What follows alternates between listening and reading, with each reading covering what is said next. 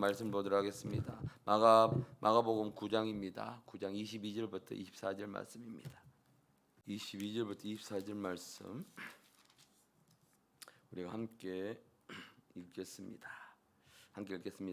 귀신이 그를 죽이려고 불과 물에 자주 던졌나이다. 그러나 무엇을 하실 수 있거든 우리를 불쌍히 여기사 도와주시옵소서. 예수께서 이르시되 할 수 있거든이 무슨 말이냐. 믿는 자에게는 능하지 하지 못할 일이 없느니라 하시니 곧 그 아이 아버지가 소리를 질러 이르되 내가 믿나이다. 나의 믿음 없는 것을 도와주소서 하더라. 아멘. 오늘 우리 함께 본문을 읽었고요. 이 말씀 나의 믿음 없는 것을 도와주소서라는 말씀의 제목 가지고 이 새벽 함께 은혜를 나누고자 합니다.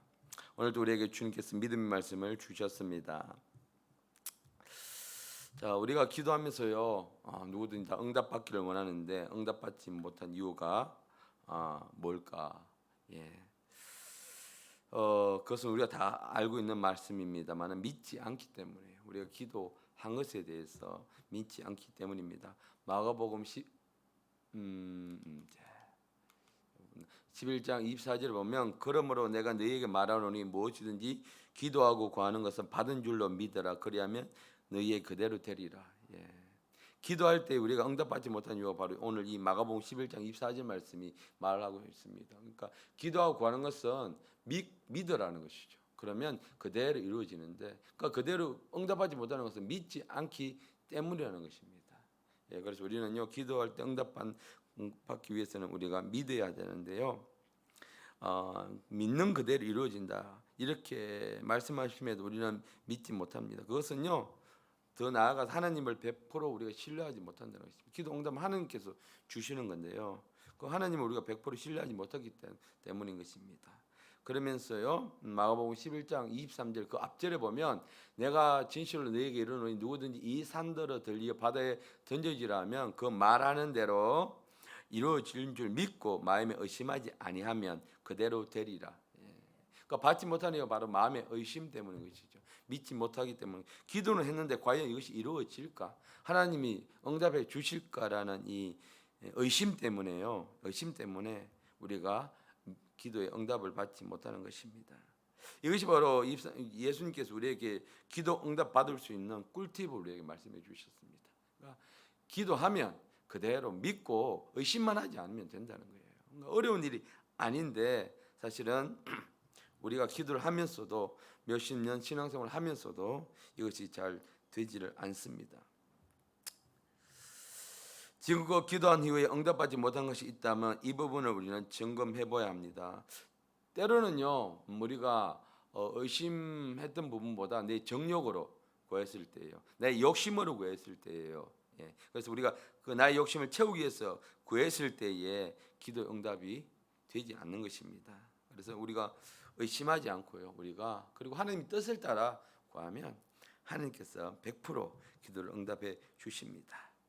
여러분 이번 수련회를 얼마나 기도하고 계십니까? 오늘 온라인을 통해서도 함께 예배 드리신 분들, 여러분들은 얼마나 이 수련회의 기대함을 가지고 계십니까? 그 기대하는 만큼 기도하게 됩니다. 저는 상당히 많이 기대를 하고 있습니다. 그래서 시간 나는 대로요. 시간을 내서 기도를 하려고 많이 힘쓰고 있습니다. 여러분 월드컵이라는 스포츠는 국제적인 큰 축제입니다. 그 월드컵을 언제부터 준비하느냐? 개최국으로 딱 선정된 직후부터요 월드컵 준비가 들어가게 됩니다. 약 한 4년 정도 이제 이렇게 준비하게 되는데, 왜냐하면 그만큼 이 기대감이 크기 때문인 것이죠. 그래서 준비도 그만큼 철저하게 됩니다.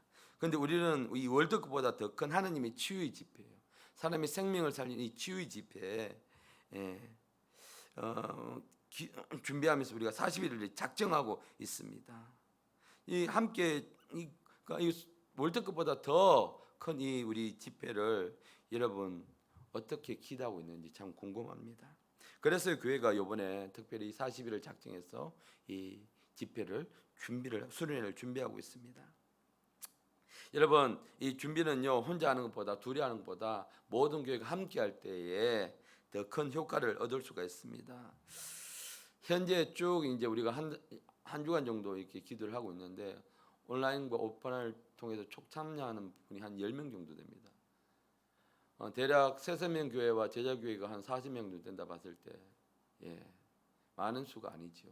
그만큼 성도들이 기대감이 낮다는 거예요. 그럼 낮으면 낮은 대로 하나님이 역사하십니다. 많이 기도하는 사람에게 하나님이 많이 역사하시는데요. 여러분 이 소극적인 자세를 좀 바꾸시고 적극적으로 참여하셔야 됩니다. 이거 누굴 위한 것이 아닙니다. 바로 나를 위한 것입니다. 앞에서 준비하는 목회자들 위한 것도 아니고요. 나를 위한 것입니다. 내가 치료받고 내가 회복되고 우리 가정이 회복되기 위해서는요. 여러분 좀 더 적극적으로 참여를 물론 많은 직장생활과 또 일터와 사업에서 육신이 피곤한 건 우리 주님이 너무나 잘 알고 계십니다. 그럼에도 불구하고 준비하게 기도에 적극적으로 참여하시는 분들에게는 하나님 그만큼의 더 큰 은혜를 부어 주십니다. 우리 주님은 공평하십니다. 자, 오늘 본문에 보니까 한 아버지가 있어요. 귀신 들린 아이를 데리고 예수께 찾아옵니다.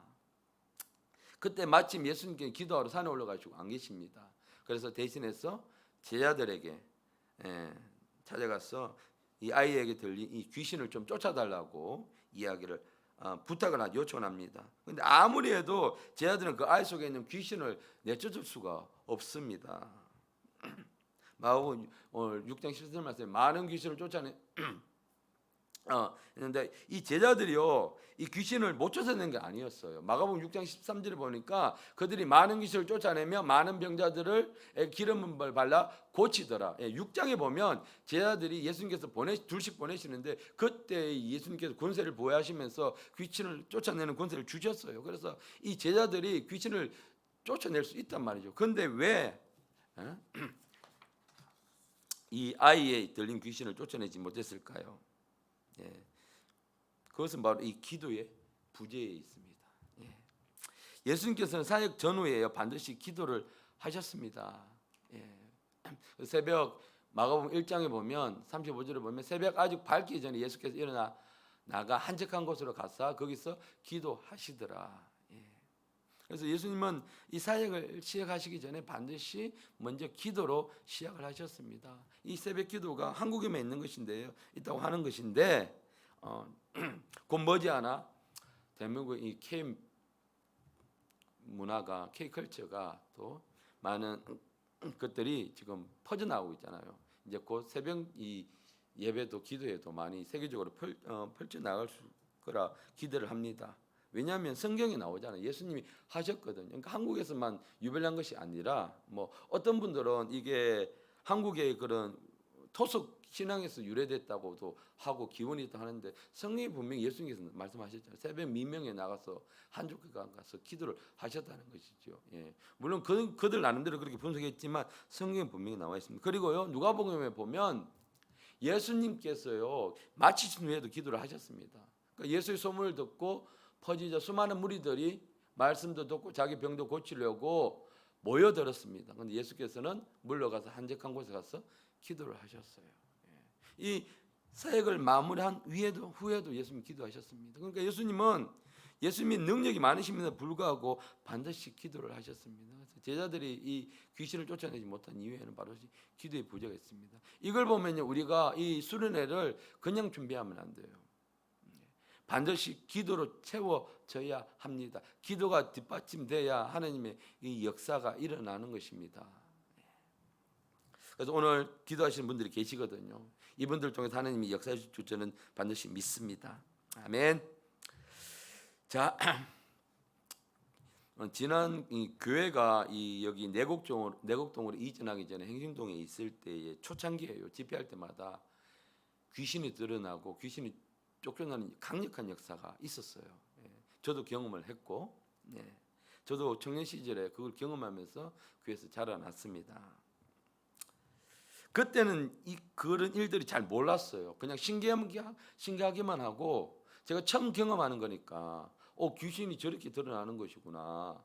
귀신을 저렇게 쫓아내는 것이구나. 귀신이 저렇게 또 사람을 통해서 또 말도 하고 욕도 하고 막 침도 뱉고 이렇게 하는 것이구나 하는 것을 저는 경험을 했습니다. 그래서 저는요 이번에 그런 것을 경험했기 때문에 이 강력한 하나님의 능력이 이 집회 가운데 일어나기를 역시 기도를 하고 기대를 하고 있습니다.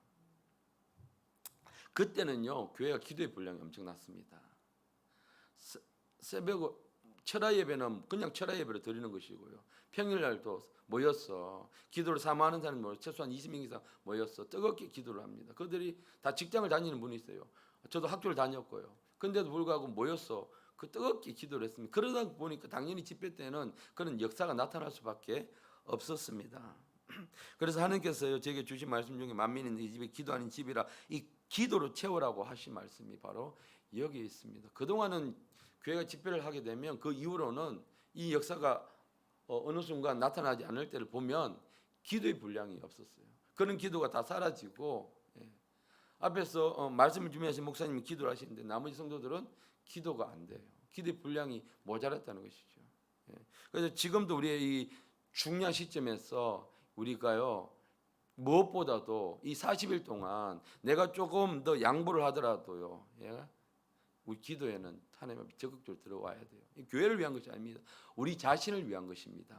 내가 치유되고 우리 가족이 회복되기 위해서는 내가 던져야 돼요. 이때가 아니면 어떻게 또 40일 동안 이렇게 교회 와서 작정해서 기도를 할 수 있습니까? 말씀이 쏟아지고 함께 중보할 때에 우리는 그 사이에 우리는 들어가야 하는 것입니다.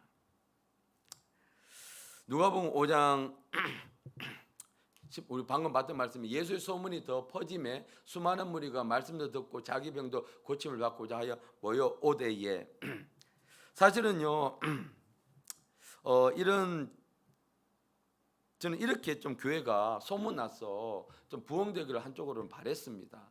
기도를 하지 않으면서요.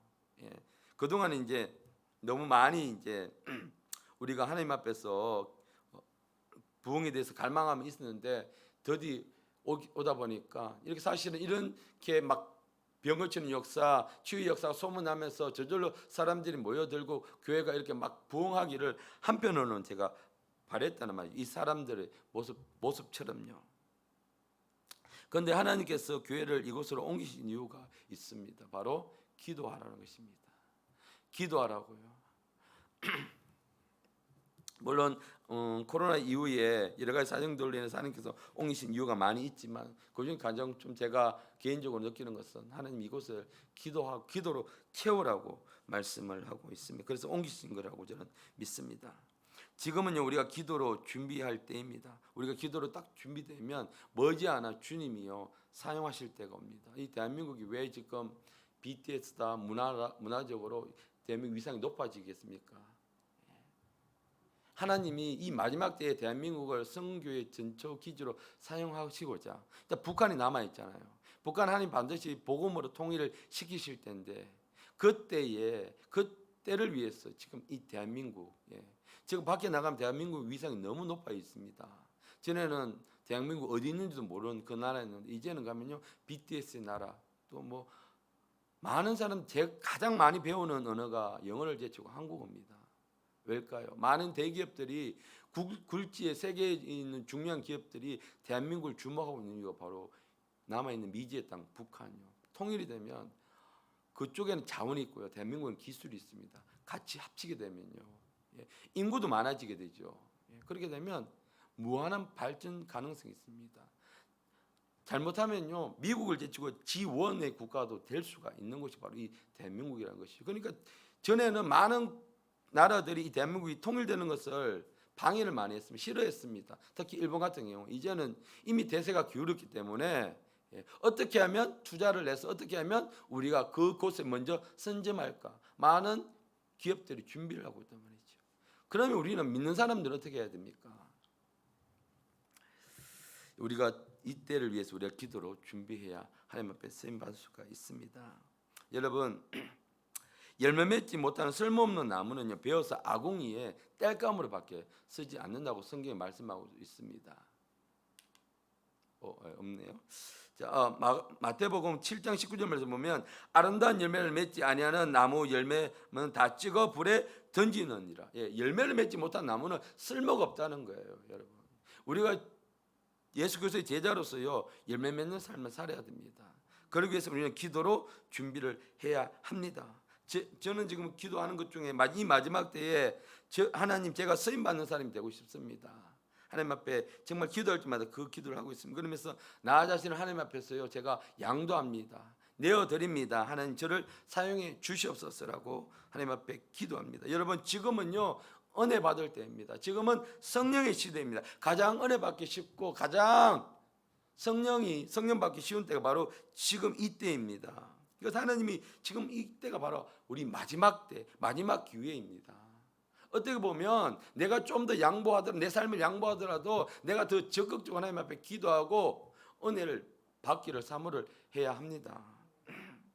이 기회가 지나가고 나면 없습니다. 마지막 때가 되면요, 진짜 그 마지막 딱 되면 정말 은혜 받을 수가 없습니다. 내가 구하여도 받을 수가 없는 그때가 옵니다. 그래서 성령님께 요청을 하십시오. 그리고 하나님 앞에 더 적극적으로 우리 시간을 드려야 합니다. 겨우 구원받은 가지고 우리는 만족하시면 절대 안 돼요. 우리가 성화의 단계에 들어가야 돼요. 구원받아서 우리가 칭의를 받았으면, 우리 어렵다고 너는 의인이라고 하나님께 우리가 택함을 받았으면 우리는 거기서 머물러 있으면 안 돼요. 성화의 단계까지, 예수 그리스도의 삶을 닮아가는 그 단계까지, 장상불량에까지 우리 달아가도록 우리가 들어가야 돼요. 그래야지만 우리 예수 그리스도 신부로서 우리가 올라갈 수 있다는 것입니다. 많은 사람들이 구원받은 곳에서만 만족하고 머물러 있어요. 지금이 그 어느 때보다 은혜 받기 쉬운 때입니다. 그런데요, 이 마지막 대혼란의 시기가 오면요, 자라나지 못한 사람들은 엄청난 훈련의 대가를 치루어야 됩니다. 그래서 우리 오늘 19절 말씀에 보니까 여러분, 그래서 준비하시기 바랍니다. 자, 19절 말씀에 보니까 이렇게 말씀하죠. 내 맞죠? 이게 아니네요. 자, 우리 말씀을 보도록 하겠습니다. 말씀 19절에 보시면 대답하여 이르시되 믿음이 없는 세대여라고 예수님이 이렇게 꾸짖으시는데요. 왜 그러냐면 제자들에게 데리고 갔는데 귀신을 쫓아내지 못한 거예요, 제자들이. 그러니까 예수님이 그 상황을 보고 그 아버지가 와서 예수님께 이야기합니다. 내가 이 귀신 들린 아들을 데리고 와서 제자들이 갔더니 제자들이 쫓지를 못했어요. 이렇게 하니까 예수님께서 믿음이 없는 세대여라고 꾸짖으시는 것입니다. 정말 지금 이 시대가요, 믿음을 찾아보기 힘든 시대를 우리는 살아가고 있습니다. 무엇보다도요, 의학이 너무 많이 발달해서 병원에 대한 믿음이 예수님에 대한 믿음보다 더 커요. 물론 저도 마찬가지입니다. 아프면요 병원부터 생각나요. 감기나 몸에 통증이 있으면 약만 먹으면 금방 통증이 사라지니까 그 약에 대한 믿음이 더 큰 거예요. 그래서 믿음이 자라지 않는 것입니다. 사실 그것은요 완전히 낫는 것이 아니죠. 일시적으로 그냥 몸에 호전되는 것입니다. 항생제를 통해서요 그냥 통증이 없어지는 것뿐이죠. 대신 몸에 뭐가 쌓입니까? 독소가 대신 쌓이게 되는 것입니다. 그래서 몸은요 이전처럼 회복되는 것이 아닙니다. 물론 병원은 꼭 필요합니다. 그런데요 치유의 사역에 있어서는 이 병원이 하나의 또 장애물이 될 수가 있습니다. 그래서 우리가 기도하기보다는 먼저 가죠. 그래서 예수님께서 이 세대를 보면서 우리에게 하시는 말씀입니다. 믿음이 없고 패역한 세대예요. 그래서 믿음이 없는 불신앙의 상태로서요 진리를 거부하고, 지금 보시면 하나님의 말씀을 전파해도 잘 믿지가 않아요. 진리를 거부하는 세대입니다. 그리고 자기 의로 살아가는 세대입니다. 그래서 지금이 믿음이 없는 세대, 그리고 패역한 세대라고 이야기를 합니다. 그러면 19절에 보니까 내가 얼마나 너희와 함께 있으면서 내가 얼마나 너희와 참으리요 그를 내게로 데리고 오라, 이렇게 이야기를 했습니다. 이 말씀은요 우리를 향한 엄중한 주님의 경고이기 때문에 이 말씀을 받으면 우리는 정신을 차려야 됩니다. 내가 얼마나 너희와 함께 더 있어야 되고 내가 얼마나 너희를 참아줘야 되느냐. 기도하지 않고 믿지 않는 이 세대요 내가 얼마나 너희를 더 참아주리요. 이제 곧 주님의 때가 오면 더 이상 우리가 준비할 수 없는 기회가 옵니다. 우리 이 땅에 있을 때예요. 우리가 육신을 입고 있을 때에 우리는 준비해야 합니다. 우리 불신앙을 버리고요, 우리 자기 의를 버리고 예수님께로 돌아가야 합니다. 그래서 그를 내게로 데리고 오라. 그 아이를 나에게로 데리고 오라 말씀하시죠. 지금 우리 주님 우리를 콜링하고 계십니다. 우리에게 나에게 오라고 말씀하십니다. 멀어진 예수님과의 거리를 회복하라고 말씀하십니다. 주님의 부르심 우리는 응답해야 됩니다. 나에게 데리고 오라. 주님께로 나아가면요, 모든 문제가 해결됩니다. 하나님의 샬롬 평안을 우리가 누리게 되는 것입니다. 그러면서 22절에요. 22절에 보니까 데리고 오라 이야기합니다. 데리고 오라 이야기하는데요, 그 아버지는요 여전히 또 이렇게 합니다. 22절을 보면 데리고 오라 이야기하니까 귀신이 그를 죽이려고 불가한 물에 자주 던졌나이다 라면서 그 믿음의 말을 하지 않고요, 그 아이의 상태를 지금 이야기를 합니다. 그러면서 22절에 따로 말이 무엇이든지 할 수 있거든 우리를 불쌍히 여기사 도와주시옵소서. 여러분, 우리는 이런 믿음 없는 기도를 버려야 합니다. 불쌍해서 주님 우리를 도와주시는 거 아닙니다. 주님, 내가 이렇게 불쌍하고 내가 이러하니까 나를 도와달라고, 주님 우리를 불쌍해서 도와주는 것이 아닙니다. 여러분, 정말 이 22절까지 말씀을 읽어보면 이 아버지는 너무 부정적이면서 믿음이 없는 말을 계속하고 있습니다. 아이가 이렇게 해서 됐고요, 아이가 이렇게 해서 아프고 넘어지고 귀신이 자꾸만 아이를 죽이려고 합니다는 이 믿음 없는 부정적인 말을 계속합니다. 분명히 예수님께 왔을 때는 이 아버지가 예수의 소문을 들었단 말이죠. 병을 고친다. 그러니까 예수님께 데려왔겠죠. 그럼에도 불구하고 믿지를 못합니다. 근데요, 여러분, 12년 동안 혈혈증을 앓았던 여인도 똑같은 소문을 들었습니다.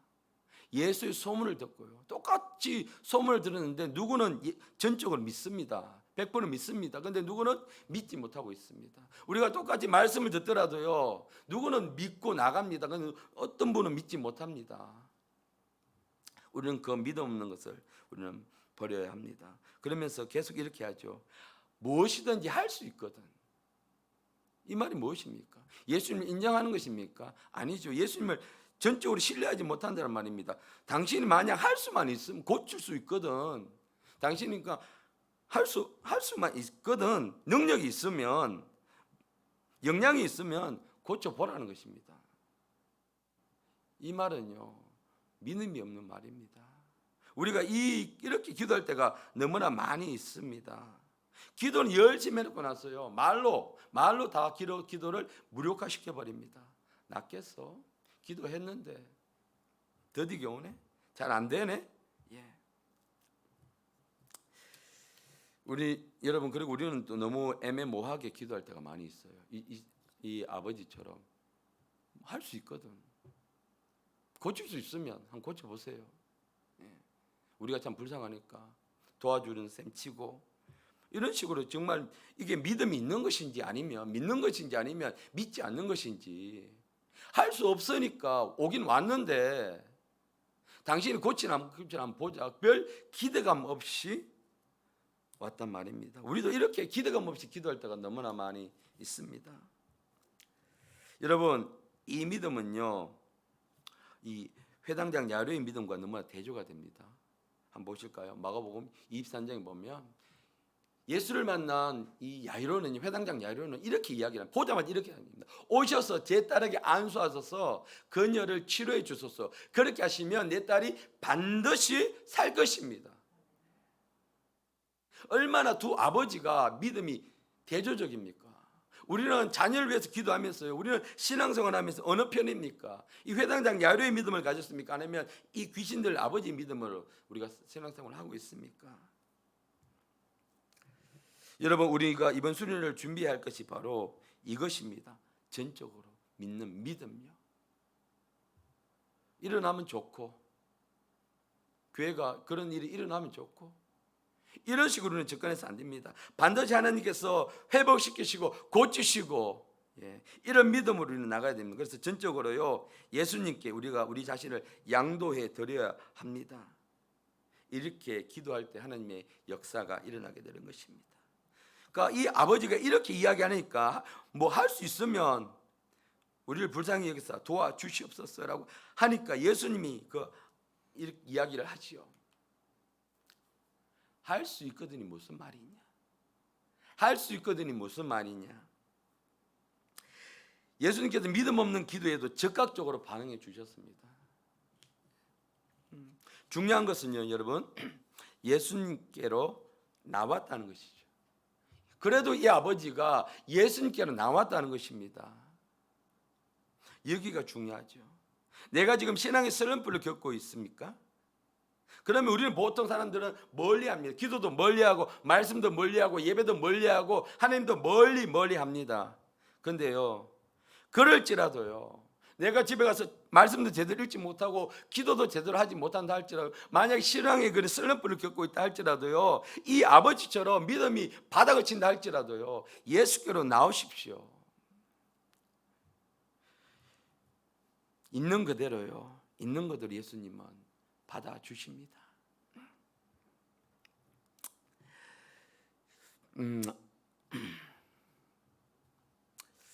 우리 예수님께서요, 있는 그대로 나오시면 고쳐주십니다. 새롭게 해주십니다.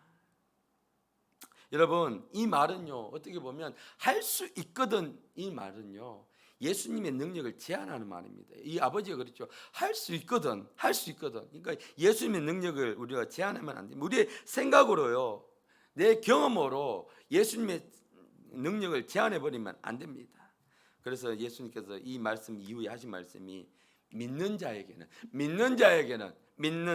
능치 못함이 없느니라라고 말씀을 해 주셨습니다. 여러분, 예수님께는 불가능한 것이 없습니다. 그분은 죽은 사람도 살리시는 분이 그분이십니다. 그런데 그분에게 뭐가 더 불가능하겠습니까? 중요한 것은요, 예수님의 능력이 나타나기 위해서는 우리가 믿어야 한다는 것입니다. 여기 뭐 믿는 자에게로 이야기를 하셨죠. 믿을 때에 모든 것이 가능합니다. 믿지 못하는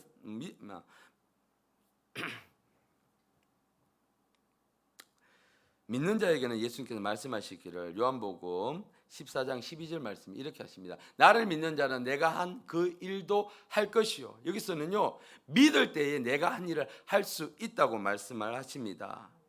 그러면서요, 마가복음 16장 17절에 18절 말씀 보면 믿는 자에게는 이런 일이 따르리니 하면서 믿는 자에게 따른 일들을 이야기하십니다. 귀신도 내어쫓고 새방언도 말하고 뱀을 집어도 독을 마셔도 해를 당하지 않고 병든 자에게 손을 얹는 즉 나으리라. 이 모든 것이 믿을 때에, 그러니까 우리가 이 수련회를 통해서 하나님의 역사가, 치유의 역사가 일어나기 위해서 우리가 먼저 철저하게 믿어야 된다는 것입니다. 조금 더 의심하지 말고요, 이번에는 반드시 하나님이 역사하시고 나를 고치신다.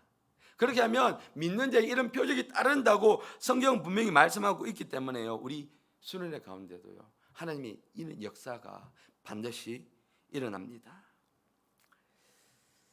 예수를 믿는 사람들이 할 수 있는 일입니다. 여러분, 귀신을 물려내고 병든 자에게 손만 얹어도 병이 치료되는 역사가 일어나는 것입니다. 이 말을 믿으면요, 어린아이가요, 손을 얹어도 치유의 역사가 일어나게 되는 것입니다. 그래서 그러면서요, 이렇게 예수님이 그 잘못된 믿음을 교정해주고 고쳐주시니까 할 수 있는 건 뭐냐? 믿는 자에게는 능치 못할 일이 없느니라라고 이 잘못된 믿음을 고쳐주시니까 그 아버지가 24절에 소리치면서 말합니다. 내가 믿습니다. 믿음 없는 나를 도와주시옵소서. 예수님께 올 때까지만 해도 믿음이 없었어요. 그냥 우리 아이가 고쳐주셨으면 좋겠어요. 이 사람이, 예수님이 고치든 안 고치든 능력이 있든 없든 그런 믿음 없는 모습으로 나왔는데, 예수님께서요, 네가 믿기만 하면 네 자녀가 고침을 받는다, 이 믿음을 수정해 주시니까 이 아버지는요, 자기를 지적하는 예수님에게 화를 내기는 커녕요, 자기를 솔직하게 인정을 합니다. 우리도 우리 상태를 우리는 솔직하게 인정을 해야 됩니다. 부끄러워할 필요가 없습니다. 사람들이요, 신앙이 떨어지게 되면 그냥 안 나와요, 교회를. 사람들을 눈치를 보는 것이죠. 내가 한동안 안 나게 되면 목사님 나를 어떻게 생각할까? 사람들이 나를 어떻게 생각할까? 아무도 그렇게 생각하지 않습니다. 근데 자신이 그렇게 생각을 하는 것이죠. 자신이 그냥 그 울타리에 가둬버리는 것이죠. 전혀 그렇게 생각하지 않는데도 불구하고요. 예, 우리가 믿음 생활 하다 보면 힘들어질 수도 있습니다. 우리는 전혀 부끄러워하지 말아야 합니다. 신앙의 연수와 믿음은 별개입니다. 처음 믿은 사람이 더 믿음이 좋을 수도 있고요. 또 오래 믿은 사람은요, 오래 생활한 사람들은 더 종교적일 수도 있습니다. 자기의 틀에 갇혔어요. 그래서요, 여러분, 내가 믿기는 믿는데 마음속에 자꾸 의심이 생깁니다. 믿을 수 있도록 도와주세요. 우리 속에 이런 기도는 하는데 이 기도가 내가 100% 응답되는 것이 잘 안 믿겨져. 그러면요, 솔직하게요, 이 아버지처럼 나의 믿음 없음을 도와주세요라고 우리 예수님께 우리가 요청을 하시면 됩니다. 여러분, 이번 40인 작전 기도를 통해서요, 믿음이 회복되고요, 순회를 통해서 하나님을 경험하는 시간이 되기를 소원합니다. 여러분, 이 아버지의 외침은 무엇입니까? 이 아이의 병을 고치지 못한 원인이 제 아들이 아닌 자기 자신에게 있다는 것을 깨닫는 외침이었습니다. 전에는 제자들을 원망했잖아요. 왜 제자들을 못 고치죠? 그런데요, 예수님이 그것을 딱 보게 해주시니까, 아, 그렇구나, 내가 믿지 못하기 때문에 우리 아이가 낫지를 못하는구나. 여러분, 제자들이 갔을 때 예수님에게와 똑같이 이야기를 했을 것입니다. 뭐 고칠 수 있으면 한번 고쳐보세요. 당신들이 소문을 듣고 왔는데 뭐 예수님 없으니까 예수님의 제자면 고칠 수 있지 않겠습니까? 뭐 인간적인 방법으로 생각으로 왔겠죠. 예수님께서는 아이의 병을 먼저 고치기 전에 이 아버지를 먼저 치료해 주셨습니다. 믿음을 고쳐주신 거예요. 그때 비로소 이 아버지가 믿음의 고백을 하자 그 고백을 들으시고 예수님께서 아이 속에 있는 귀신을 내쫓으셨습니다. 여러분, 회당장 야이로도 마찬가지고요. 그 아버지 믿음을 보고 갔습니다. 여러분, 병 고침의 우선순위가 바로 내가 믿을 때야 믿는 것입니다. 그래서 이번 수련회를 통해서요, 우리가 가족의 치유를 원하신다면 목사님 의지하기보다 먼저 내가 믿어야 역사가 일어납니다. 내가 기도해야 역사가 일어납니다. 여러분, 이제 25절 마지막에 예수님께서 어떻게 귀신을 내쫓으셨는가? 바로 그 더러운 귀신을 꾸짖었다고 말씀하십니다. 여러분, 이제 귀신을 꾸짖어 내쫓으셔야 합니다. 좋은 말로 할 때는 이 귀신이 나가지 않습니다. 여러분, 매일매일 말씀하십니다. 매일 마귀를 대적하라 하십니다. 여러분, 매일매일 마귀를 대적하고 귀신을 꾸짖어 내쫓으시길 바랍니다. 이제 마지막으로 우리 29절에요. 여러분, 제자들은 왜 우리가 귀신을 내쫓지 못했을까요? 아까 기도의 부자라고 했죠. 예수님 말씀하십니다. 기도 외에는 다른 것으로 이런 종류가 나갈 수가 없어요. 우리가 기도하지 않으면요, 우리 수련회요, 그냥 수련회로 끝나고 맙니다. 열심히 말씀을 주면 목사, 좋은 말씀 들었어. 그런 치유의 말씀이 있구나. 일시적으로요, 뜨겁게 기도할 수도 있고요, 그날 뜨겁게 기도할 수 있지만 그것으로 끝나고 만다는 것입니다. 왜? 기도가 없으니까요. 기도 외에는 다른 것으로요, 그런 역사가 일어날 수가 없습니다. 여러분, 적극적으로 40일 더 이제 남은 기간 동안 작정하셨어요. 적극적으로 기도에 참석하시고 기도하시길 바랍니다.